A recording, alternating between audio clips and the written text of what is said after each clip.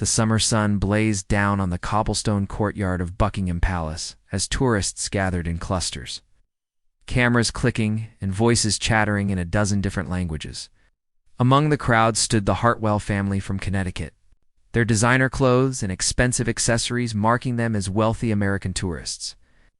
Richard Hartwell, a successful tech entrepreneur, checked his Rolex impatiently, while his wife Margaret fanned herself with a palace brochure. Between them stood their 12-year-old son, Brandon, whose platinum blonde hair was perfectly styled and whose designer sneakers probably cost more than most people's monthly rent. Brandon had been complaining for the past hour about everything. From the heat to the crowds to the boring palace tour, his parents had indulged his every whim since birth, creating a child who believed the world revolved around his comfort and desires. Now, as they waited for the changing of the guard ceremony, Brandon's patience had reached its limit. "This is stupid," he announced loudly, his voice carrying across the courtyard. "Why are we standing here watching some guys in funny hats march around? Can't we just go inside and see the Queen's stuff?" Margaret shushed him half-heartedly while Richard remained glued to his phone, conducting business deals even during their vacation. The other tourists glanced over with disapproving looks. But the Hartwells were used to their son's outbursts and had long given up trying to correct his behavior. The crowd suddenly hushed as the ceremony began. The Queen's Guard, resplendent in their red tunics and iconic bearskin hats, marched with precision into the courtyard. Their movements were perfectly synchronized, each step calculated and deliberate. These weren't just soldiers in costume. They were active members of the British Army's elite regiments, trained warriors who had earned their positions through years of dedication and service. Leading the formation was Sergeant James Mitchell, a 20-year-old veteran who had served 2 tours in Afghanistan and 1 in Iraq. His chest bore several commendations for bravery, though visitors would never know this from his stoic expression. He had been guarding the royal family for 3 years, and he took his duty seriously. Every tourist, every potential threat, every unusual movement was noted and assessed. His training had taught him to remain motionless and silent unless absolutely necessary, a discipline that required tremendous mental strength. As the guards took their positions, Brandon grew increasingly agitated. He had expected something more exciting, more interactive. The solemnity of the ceremony bored him, and he began to fidget and complain more loudly. "This is lame," he said, his voice rising above the respectful silence of the crowd. "They're just standing there like statues. What's the point?" Several tourists turned to stare at the boy, their expressions ranging from embarrassment to outrage. An elderly British woman whispered to her companion about rude American children, while a Japanese family looked mortified by the disruption. But Brandon was just getting started, emboldened by what he perceived as his family's wealth and status. He began to treat the ceremony like his personal entertainment. He started making faces at the guards, trying to get them to react. When that failed, he began making loud comments about their uniforms, their hats, and their weird marching. Sergeant Mitchell noticed the disturbance, but remained professional. He had dealt with difficult tourists before, and his training dictated that he maintain his position unless there was a direct threat. The boy was annoying but not dangerous. Mitchell trusted that the regular security personnel would handle the situation if it escalated. However, Brandon's behavior was about to take a dramatic turn. Frustrated by the guards' lack of response and feeling ignored, he decided to up the ante. He began to inch closer to the rope barrier that separated the tourists from the guards, his parents either not noticing or not caring about his movements. "I bet they can't even see properly with those stupid hats," Brandon announced to no one in particular. "They probably can't even fight. They're just for show." The crowd's discomfort was palpable now. Parents pulled their own children closer, and several people began to move away from the Hartwell family. The tension in the air was building, but Richard and Margaret remained oblivious, too caught up in their own affairs to notice their son's escalating behavior. What happened next would change everything. Brandon, seeking the ultimate reaction, committed an act that crossed every line of respect and decency. He climbed over the rope barrier, ignoring the gasps from the crowd, and walked directly up to Sergeant Mitchell. The guard's eyes remained fixed straight ahead, his expression unchanging. But every muscle in his body was now alert. Standing inches from the sergeant, Brandon looked up at the towering figure and made a decision that would have consequences far beyond what his entitled mind could comprehend. He reached into his pocket and pulled out a small water bottle, the kind his mother always packed for him, without warning. He opened it and poured the entire contents over Sergeant Mitchell's polished boots. The crowd gasped collectively. Phones came out as people began recording, sensing that something significant was happening. The water pooled around the sergeant's feet, darkening the pristine courtyard stones. For a moment, the entire scene seemed frozen in time. Sergeant Mitchell's jaw tightened almost imperceptibly. Years of military training warred with his human instincts. He had faced enemy fire, protected his fellow soldiers, and served his country with honor. But this spoiled child had just committed an act of disrespect that went beyond mere rudeness. It was an assault on everything he stood for. The silence stretched on, heavy with anticipation. Brandon stood there with a satisfied smirk, expecting either laughter or applause for his cleverness. Dead, he found himself staring up at a man whose eyes had suddenly become very, very focused on him. The ceremony had stopped. The other guards maintained their positions, but their attention was now divided between their duties and the unprecedented situation unfolding before them. Palace security began moving through the crowd, but they were still several yards away. Brandon, still oblivious to the gravity of what he had done, looked around at the crowd with expectation. He had gotten the reaction he wanted. Everyone was looking at him now. But the expressions he saw weren't admiration or amusement. They were horror, disgust, and something else that his privileged life had never prepared him to recognize: the promise of real consequences. The moment seemed to last forever, but in reality, only 3 seconds passed before Sergeant Mitchell moved. His training kicked in with military precision, and his response was swift and decisive. Without breaking his rigid posture, he spoke. In a voice that carried the authority of someone who had commanded respect on battlefields across the world. "Step back immediately," he commanded, his words cutting through the silence like a blade. The tone was not raised, but it carried such weight that several tourists instinctively took a step backward. This wasn't the voice of a ceremonial guard. This was the voice of a combat veteran who had faced down armed insurgents and lived to tell about it. Brandon, however, had never heard a voice speak to him with such authority. In his sheltered world of privilege, adults either coddled him or simply gave him what he wanted to avoid confrontation. This direct command confused him more than frightened him. He stood his ground, his smirk wavering but not disappearing. Or, "What?" he challenged, his voice cracking slightly. "You can't touch me. You're just a guard." The crowd's collective intake of breath was audible. Several people began backing away further, sensing that the situation was about to explode.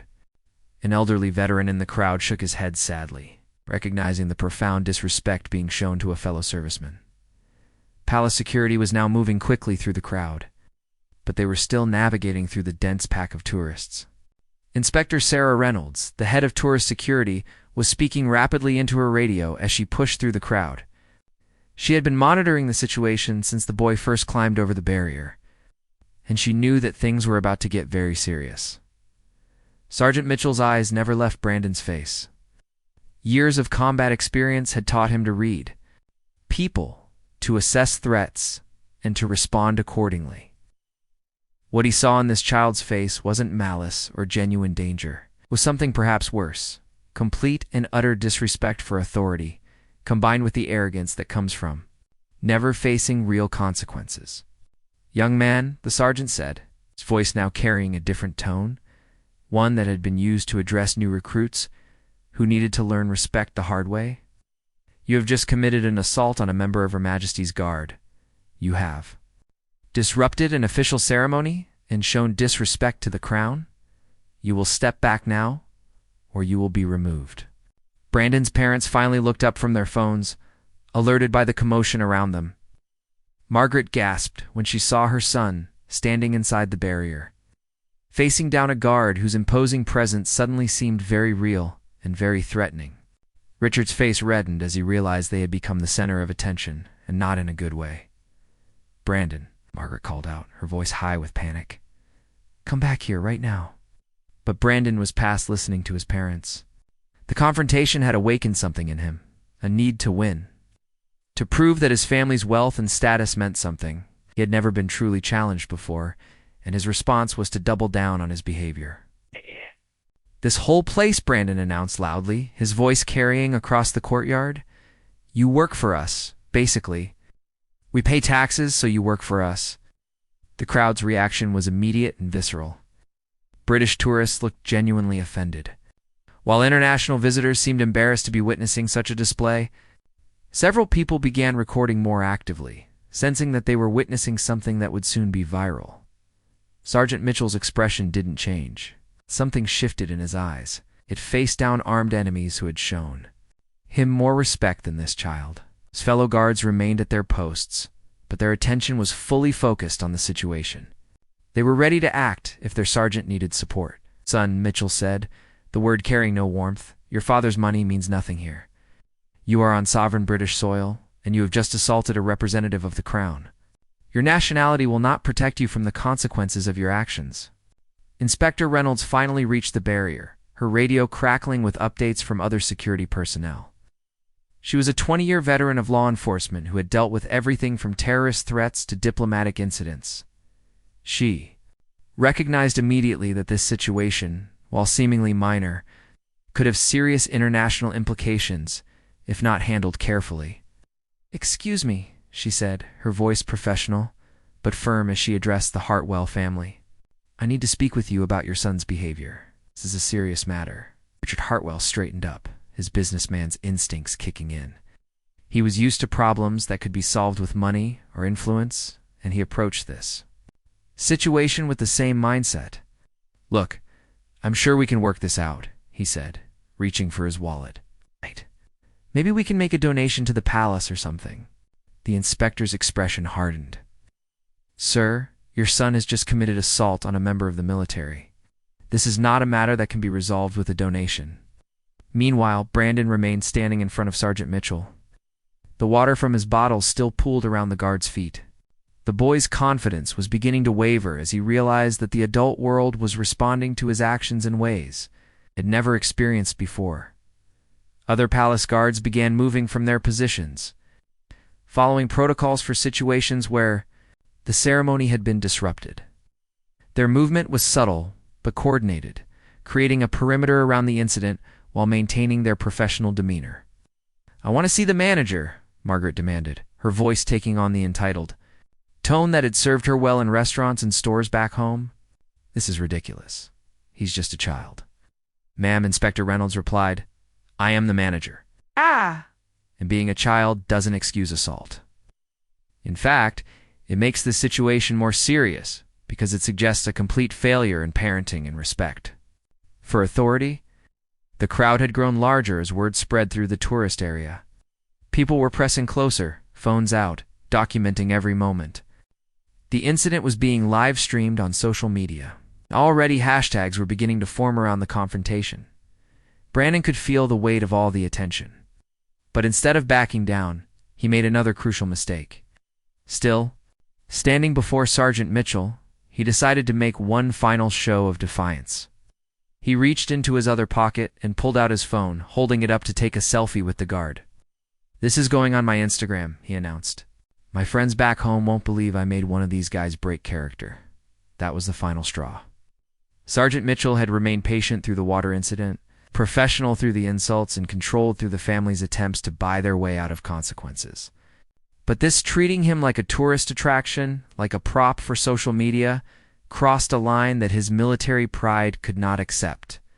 In one fluid motion, faster than anyone could react, Sergeant Mitchell stepped forward and knocked the phone from Brandon's hand.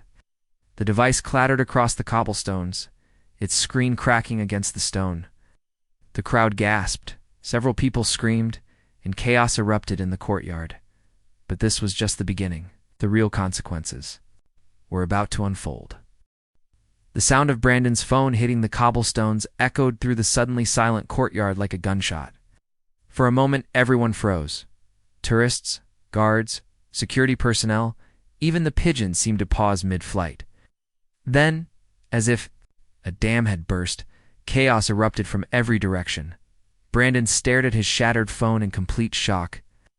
This was his lifeline to his world, his connection to social media, his proof of status among his peers. The expensive device lay in pieces, its screen reflecting the summer sun in fractured patterns. For the first time in his privileged life, someone had destroyed something that belonged to him, and there was nothing his parents' money could immediately do about it. "You broke my phone," he screamed, his voice rising to a pitch that made several tourists wince. "That cost $2,000. You're going to pay for that?" Sergeant Mitchell stood motionless once again, his brief moment of action over. But something had changed in his posture. He was no longer the ceremonial guard tolerating a rude tourist. He was now a soldier who had been pushed beyond his limits and had responded accordingly. His eyes held no apology, no regret. Only the cold satisfaction of someone who had finally drawn a line in the sand. Inspector Reynolds moved quickly to take control of the situation. She had seen the sergeant's action and understood it completely.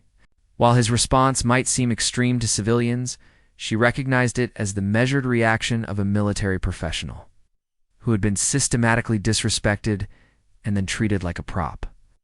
"Officers, please escort the family to the security office," she commanded into her radio. Within seconds, 4 uniformed palace security guards appeared, moving through the crowd with practiced efficiency. They weren't aggressive. Their presence was unmistakably authoritative. Richard Hartwell's face had gone from red to purple. As a successful businessman, he was used to being treated with deference and respect. The idea that his family could be detained and his son's behavior called into question challenged everything he believed about his place in the world. "This is outrageous," he shouted, his voice carrying across the courtyard. "That soldier just assaulted my son. I'm calling the American Embassy. I'm calling my lawyer. Do you know who I am?" One of the security officers, a calm man in his 40s named Officer Davies, approached the family with professional courtesy. "Sir, I understand you're upset, but your son poured water on a member of the Queen's Guard and then attempted to take unauthorized photographs. These are serious offenses under British law. He's 12 years old," Margaret shrieked, her carefully applied makeup beginning to run in the heat and stress. "You can't arrest a child." "We can and we will if necessary," Officer Davies replied evenly. "Age doesn't excuse assault or disrespect to the Crown. This is sovereign British territory, and British law applies to everyone." The crowd had grown substantially larger. Word was spreading through the tourist areas, and people were arriving to witness the confrontation. The incident was being broadcast live on multiple social media platforms, and news outlets were already picking up the story. Hashtag entitled Kid V's Guard was trending on Twitter, and the video clips were being shared thousands of times per minute. Brandon looked around at the faces surrounding him and, for the first time in his life, saw universal disapproval. These weren't the indulgent smiles of his parents' friends or the paid politeness of service workers. These were the faces of people who were genuinely disgusted by his behavior. An elderly British woman shook her head sadly, while a group of teenagers laughed and pointed at him. Even children younger than him were looking at him with expressions of disbelief. "I want to go home," Brandon said suddenly, his voice much smaller than before. The reality of his situation was beginning to penetrate his entitled worldview. "I don't want to be here anymore. I'm afraid that's not possible right now," Inspector Reynolds said firmly. "There are procedures that must be followed. Your son has committed serious offenses, and there will be consequences." The palace security team had surrounded the family now, not aggressively, but in a way that made it clear they weren't free to leave.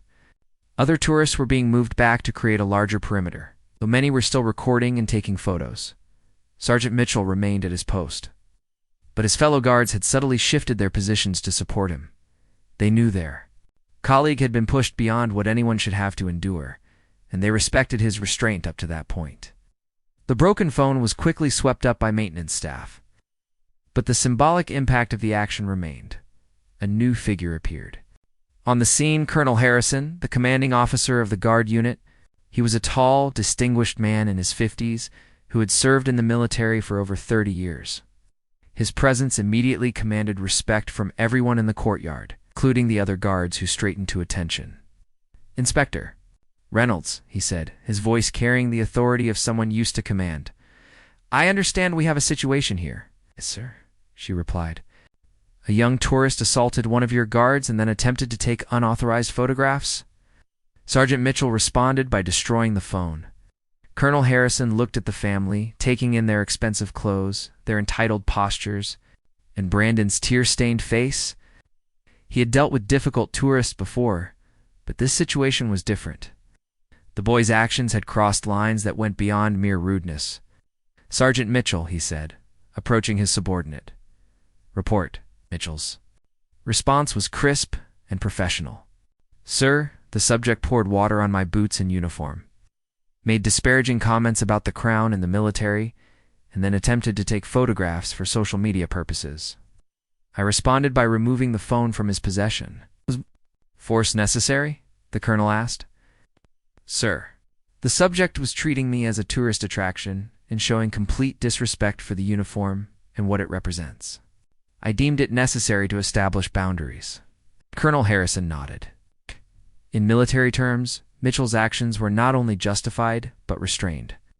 Another soldier might have physically removed the boy from the area much more forcefully. "Mr. "And Mrs. Hartwell," the colonel said, turning to the parents, "your son has shown profound disrespect to a member of Her Majesty's Guard. This goes beyond mere tourism issues. This is a matter of national security and respect for British sovereignty." "National security?" Richard sputtered.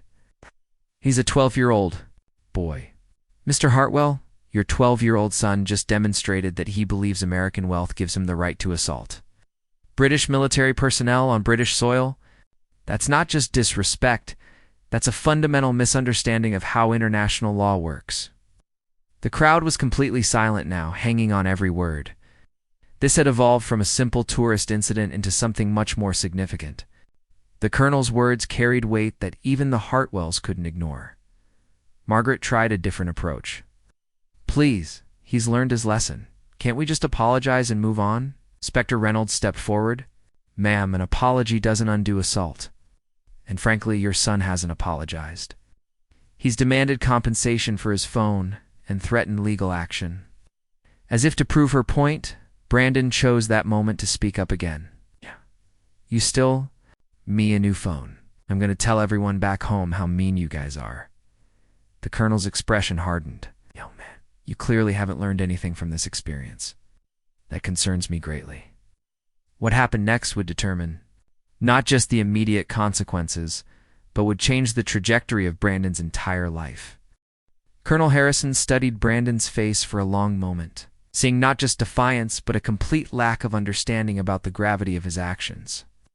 In his 3 decades of military service, he had encountered many types of people, but this level of entitled blindness was particularly troubling to him. "Inspector Reynolds," he said, without taking his eyes off Brandon, "I believe this situation requires more than standard tourist protocols. This young man has demonstrated a fundamental disrespect for authority and the rule of law. I'm invoking military jurisdiction." The words sent a chill through the crowd. Even civilians understood that military jurisdiction was serious business. Richard Hartwell's face went pale as he realized that his usual tactics of money and influence were not going to work here. "You can't do that," he said, but his voice lacked the confidence it had held earlier. "He's an American citizen." "This is a diplomatic matter, Mr. Hartwell," Colonel Harrison replied. "Your son committed assault on British military personnel on British sovereign territory.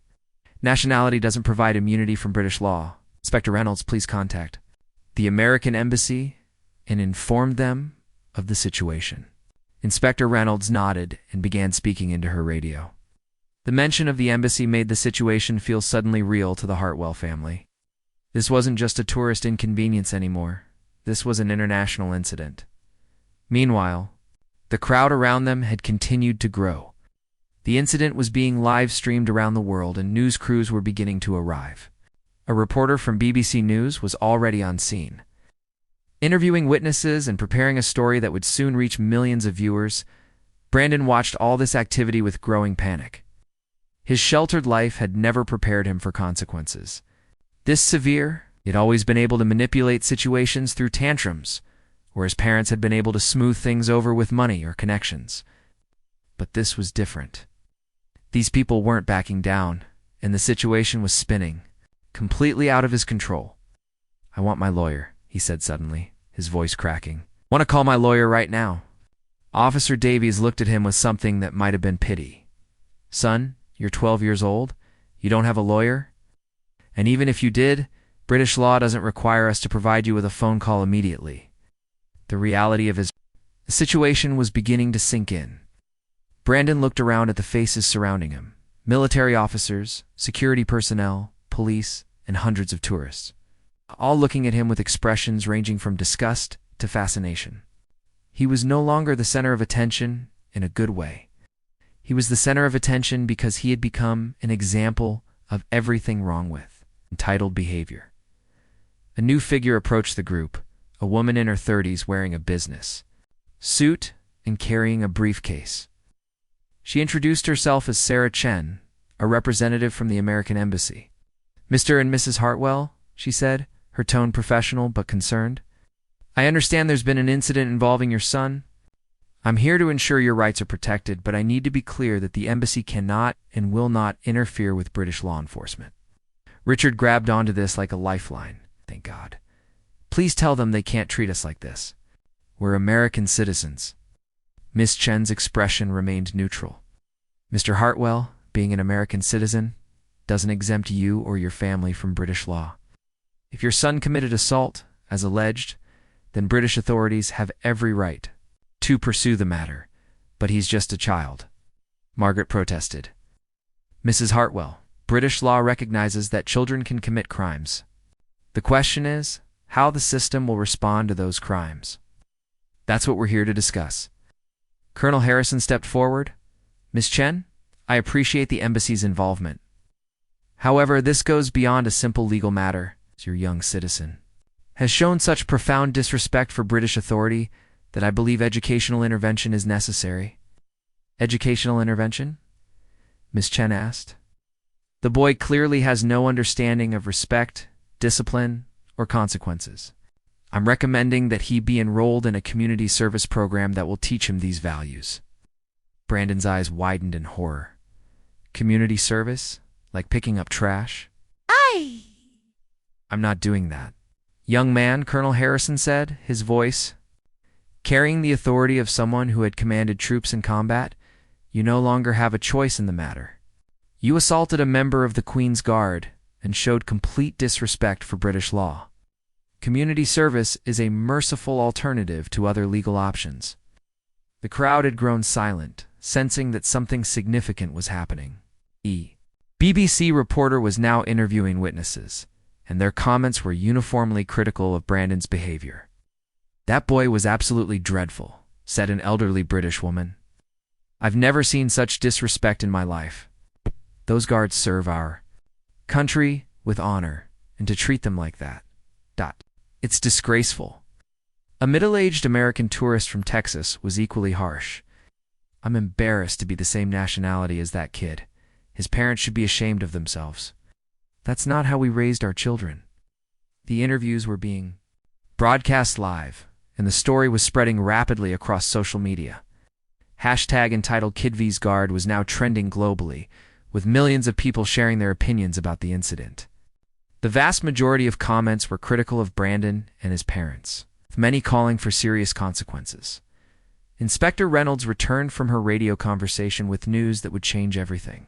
"To Colonel Harrison, I've just received word from the Metropolitan Police. They're sending a youth services officer to assess the situation. Given the international attention this is receiving, they want to ensure that proper procedures are followed." "What does that mean?" Richard asked nervously. "It means, Mr. Hartwell, that your son's case will be handled by specialists in youth offending. They'll determine what interventions are necessary to address his behavior." Brandon looked around, desperately, seeking someone who might help him escape this nightmare. But even the tourists who had initially seemed sympathetic were now looking at him with disapproval. His behavior had been so extreme that it had unified people of different nationalities and backgrounds in their condemnation. "I'm sorry," he said suddenly, the words tumbling out in a rush. "I'm sorry. Okay? I didn't mean to cause trouble. Can't we just forget about it?" Sergeant Mitchell, who had remained silent throughout the proceedings, finally spoke. "Son, I've served my country in war zones where enemy combatants showed me more respect than you did today. An apology doesn't undo that. Frankly, I don't believe you're sorry. I think you're just scared of the consequences." The sergeant's words hit harder than any punishment could have. Brandon realized that his apology sounded hollow even. To him, he wasn't sorry for what he had done. He was sorry that it had backfired so spectacularly. Miss Chin from the embassy pulled the parents aside for a private conversation. "Mr. and Mrs. Hartwell, I need to be brutally honest with you. Your son's behavior has created an international incident. The video of him assaulting the guard is being viewed by millions of people worldwide. This isn't going away quietly." "What are you saying?" "I'm saying that the best thing you can do for your son, right, now is to cooperate fully with British authorities and accept whatever consequences they determine are appropriate. Fighting this will only make things worse," as if to emphasize her point. Another news crew arrived, this one from American television. The incident was now being covered by major news outlets on both sides of the Atlantic. Brandon's face was about to become known to millions of people, and not in a good way. The youth services officer arrived shortly after, an experienced woman named Dr. Patricia Williams, who specialized in dealing with entitled and privileged children. Who had gotten into trouble? She took one look at Brandon and immediately understood what she was dealing with. "Mr. and Mrs. Hartwell," she said, "I'm going to need to interview your son privately. Based on what I've observed and the reports I've received, I believe we're dealing with a severe case of entitlement disorder that requires immediate intervention." "Entitlement disorder?" Richard asked. "It's not an official diagnosis, but it's a pattern of behavior where children believe they're above consequences due to their family's wealth or status. Left untreated, it can lead to serious problems in adulthood." Brandon's fate was about to be decided, and for the first time in his life, his parents' money wasn't going to be enough to save him. Dr. Patricia Williams led Brandon to a quiet office inside the palace administrative building, away from the crowds and cameras. The room was simple but official, with portraits of the royal family on the walls and the British flag in the corner. For Brandon, who had never been in real trouble before, the setting felt intimidating and alien. "Brandon," Dr. Williams said, settling into her chair across from him, "I want you to understand that this conversation will determine what happens to you next. I need you to be completely honest with me." Brandon slumped in his chair, his earlier defiance replaced by nervous energy. "Am I going to jail? It depends on many factors, including how you respond to this situation. Tell me, do you understand why everyone is so upset with you?" Brandon shrugged. "I guess they're mad because I got that guy's boots wet, but it was just water. It's not like I hurt him." Dr. Williams made notes on her clipboard. In her 15 years of working with troubled youth, she had learned to recognize the signs of deep-seated entitlement issues. Brandon's response showed a complete lack of understanding about respect, authority, and consequences. "Brandon, do you know what that guard represents?" "I don't know. The Queen, I guess. It represents the British military, the crown, and centuries of tradition. When you poured water on him, you weren't just getting his boots wet, you were showing disrespect to everything he stands for. And then you tried to take a selfie with him like he was a tourist attraction. But that's what they are, right? It's like the guards at Disney World." Dr. Williams paused in her note-taking. The comparison revealed just how deeply Brandon misunderstood the situation. "Brandon, those guards are real soldiers. They've fought in wars, lost friends in combat, and dedicated their lives to serving their country. They're not entertainment." For the first time, Brandon looked genuinely confused rather than defiant. "But they just stand there. They don't do anything. They're protecting the royal family and upholding traditions that are older than your entire country. Standing perfectly still for hours while tourists take pictures and sometimes behave badly, that takes incredible discipline and professionalism." Meanwhile, outside the office, the Hartwell parents were having their own difficult conversation with Embassy Representative Sarah Chen and Inspector Reynolds. The situation had escalated beyond anything they had imagined possible. The video has been viewed over 10 million times, Ms. Chen informed them. Major news networks in the U.S. are picking up the story. Your son's behavior is being discussed on talk shows and social media platforms worldwide. Richard's phone had been buzzing constantly with calls from reporters, friends, and business associates. His company's stock price had already begun to decline as investors worried about the negative publicity. Margaret had been forced to delete her social media accounts after being flooded with angry messages from around the world. This will blow over, Richard said, but his voice lacked conviction. People have short attention spans. Mr. Hartwell, Inspector Reynolds said gently, I don't think you understand the severity of this situation. Your son's actions have offended not just British people, but military families and veterans worldwide. This isn't going to blow over quietly. Back in the interview room, Dr. Williams was trying to help Brandon understand the broader implications of his actions. Brandon, how do you think that guard felt when you poured water on him? He felt disrespected, humiliated, angry. Imagine if someone came to your school and poured water on you in front of all your friends. How would you feel? Brandon considered this. I'd be mad, but I'd fight back. That guard showed incredible restraint by not fighting back. He maintained his professionalism even when you were treating him terribly. That's what makes him a good soldier. Something in Brandon's expression shifted slightly. For the first time, he seemed to be considering the guard as a real person rather than just an obstacle to his entertainment. I didn't think about it like that, he admitted quietly. Dr. Williams saw the opening and pressed forward. Brandon, I'm going to ask you something important. If you could go back and do it differently, would you? Brandon was quiet for a long moment. Maybe, but everyone's making such a big deal about it. It's not like I shot him or something. Brandon, respect isn't measured by the severity of physical harm. It's measured by how we treat other people's dignity. You took away that guard's dignity in front of hundreds of people. Outside, the situation was becoming more complex by the hour. A group of British military veterans had gathered at the palace gates not to protest, but to show support for Sergeant Mitchell. They stood in quiet formation, their own military bearing evident despite their civilian clothes. Among them was retired Colonel William Thompson, who had served alongside Mitchell in Afghanistan. That boy needs to understand what James has been through, he told a reporter. James saved my life in Helmand Province. He's a hero, and he deserves better than to be treated like a carnival attraction. The veteran's presence added another layer of gravity to the situation. This wasn't just about tourism or cultural misunderstanding anymore.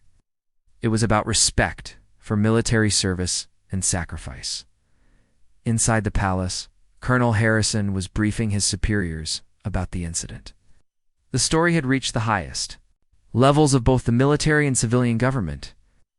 The Queen's private secretary had been informed, and there was discussion about whether this required an official response.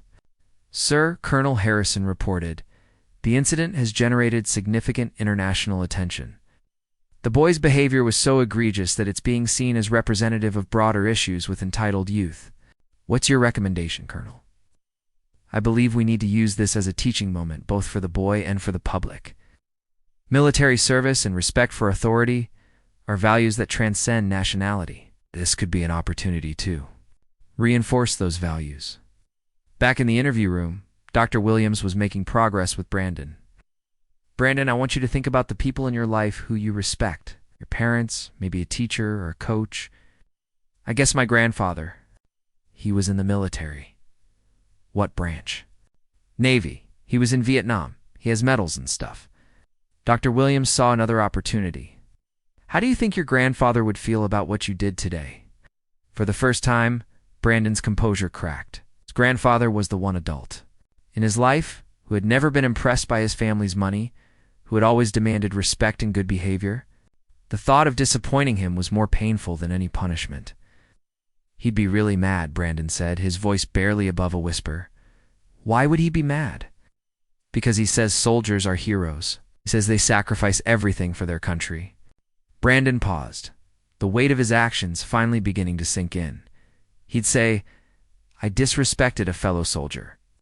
Dr. Williams nodded. Your grandfather sounds like a wise man. What do you think he would want you to do now? Brandon thought for a long moment. He'd want me to apologize.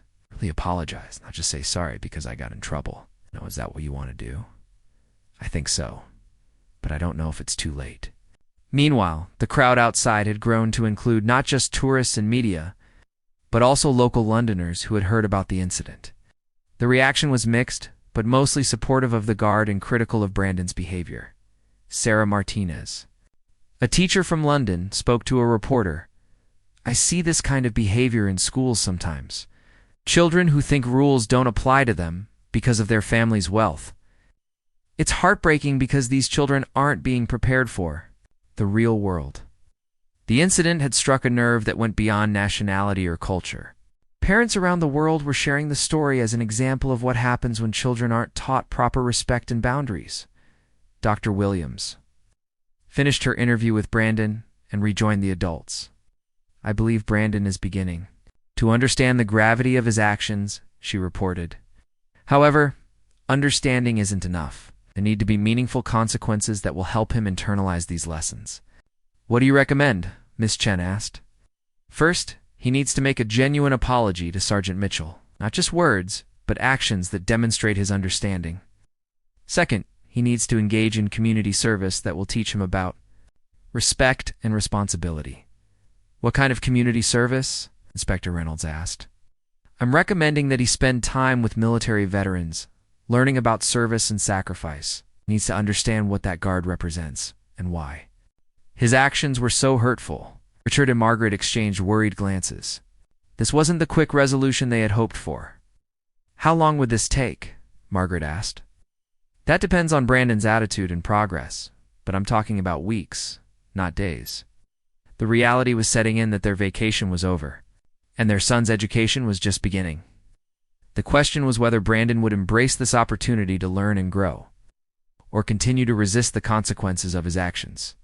As the sun began to set over London, the incident that had started as a moment of childish defiance had become something much larger, a lesson about respect, responsibility, and the consequences of our actions that would resonate far beyond the palace walls.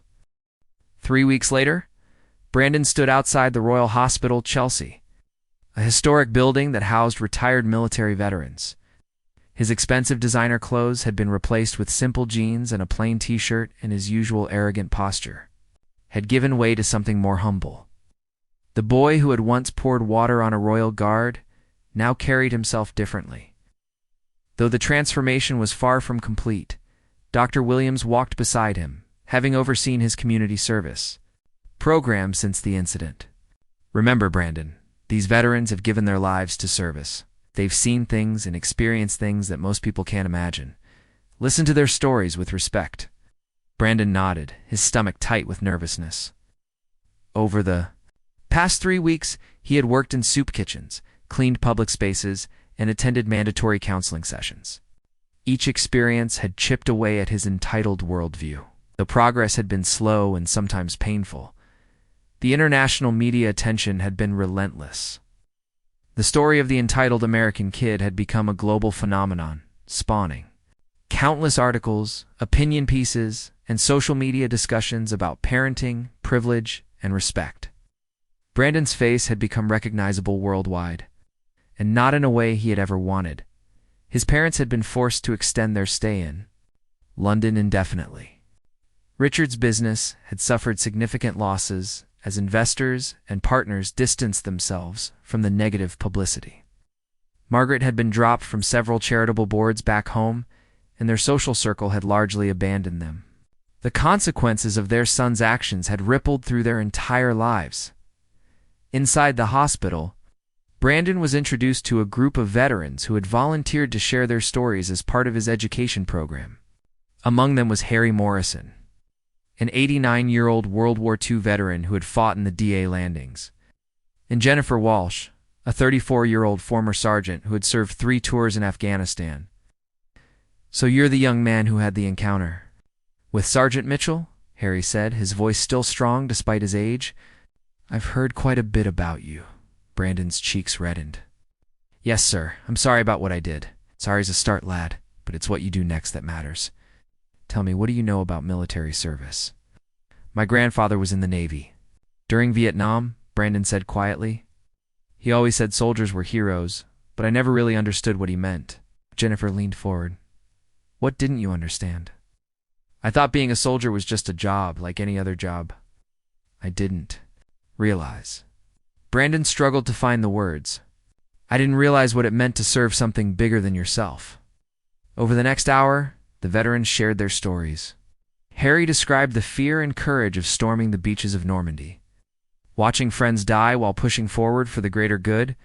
Jennifer spoke about the bonds formed with fellow soldiers, the responsibility of protecting others, and the weight of command decisions that could mean life or death.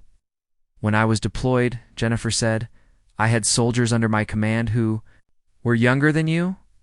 They trusted me to make decisions that would keep them safe. That's a responsibility I carry every day, even now. Brandon listened with growing understanding. These weren't just stories of adventure or heroism.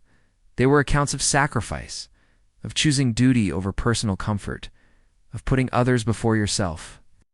Sergeant Mitchell, Harry said, is cut from the same cloth as us. When he stands guard at the palace, he's not just a tourist attraction. He's a symbol of everything we fought for: duty, honor, country. When you disrespected him, you disrespected all of us. The words hit Brandon harder than any punishment could have. He had spent weeks thinking about his actions, but hearing it from these veterans made the impact real in a way that lectures and counseling sessions couldn't. I know I can't take back what I did, Brandon said, his voice breaking slightly. But I want to make it right somehow. I want to understand what I should have understood before.